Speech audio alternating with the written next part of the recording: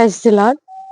Day 2లో మీకొస్తున్నటువంటి ఒక doubt 10th క్వెషన్‌లో మాకు ఆన్సర్ లేదండి. లేదా బైబిల్ వర్డ్ అక్కడ లేదండి అంటూ చాలామంది డౌట్ అరైజ్ చేశారు. అయితే మా యొక్క వివరణ ఏంటంటే, మీరు కొంచెం జాగ్రత్తగా ఆ యొక్క అధ్యాయం అంతా చదవండి. ఫస్ట్ అధ్యాయము స్టార్టింగ్ నుండి ఎండింగ్ వరకు మీరు చదవండి. స్పెసిఫిక్‌గా కొన్ని వచనాల మీద మీరు ఫోకస్ అవుతారు. అక్కడ ఉన్నటువంటి పరిస్థితిని మీరు అర్థం చేసుకోండి. మీరు ఆ యొక్క సిట్యుయేషన్‌లో లీనమవ్వండి. మీరు అక్కడ ఉంటే, అక్కడ ఉన్నటువంటి ఆ క్యారెక్టర్స్ కావచ్చు, అక్కడ ఉన్నటువంటి ఆ వచ్చిన భాగాల్లో ఉన్నటువంటి ప్రతి అక్షరాన్ని క్షుణ్ణంగా ధ్యానించండి. రిలేటెడ్ ఆన్సర్ అనేది ఆప్షన్స్‌లో ఉన్నది. కనుక మీరు తప్పనిసరిగా క్షుణ్ణంగా చదవండి. ఆన్సరు మీకక్కడే దొరుకుతుంది. ఎవ్వరు కంగారు పడొద్దు. మీరు కంగారు పడటం వల్ల ఏమవుతుందంటే, ఓవర్ థింకింగ్ అసలు చెయ్యొద్దు.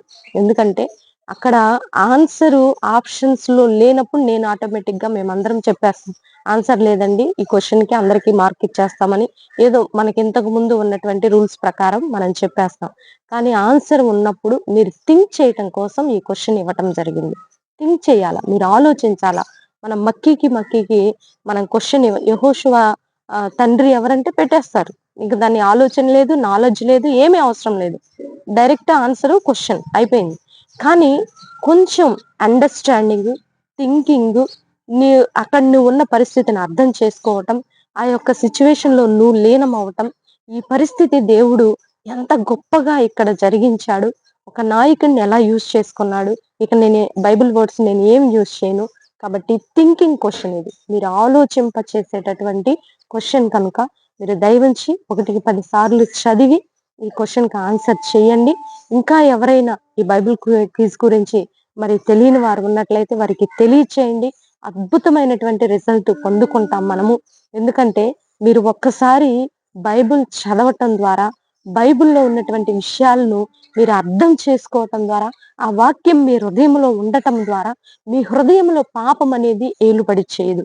మనకి పాపానికి ఎంత దూరం అయితే ఉంటుందో, దేవునికి మనకి అంత దగ్గరవుతామండి. మనం దేవునికి దగ్గరయ్యే కొంది భూలోకాన్ని తల్లక్రిందులు చేసేటటువంటి అద్భుతాలు చేసిన అపోస్తుల కార్యములు మనం చూడగలుగుతాం. నువ్వు దేవునికి దగ్గరగా లేకుండా, దేవునికి సమీపం లేకుండా లోకంలో సగం, సంఘంలో సగం ఉన్నట్లయితే ఎట్టి పరిస్థితిలో దేవుని కార్యాలు చూడలేము కనుక ఇట్టి ప్రకటనని మీరు గమనించి మరి ఆన్సర్ చేయాలని ప్రభునామములో మనవి చేస్తూ నెక్స్ట్ వీడియోతో నెక్స్ట్ మీ ముందుకు వచ్చేంత వరకు ప్రభు కృప మనకి తోడుగా ఉండి నడిపించును గాక. God bless you. Praise lord.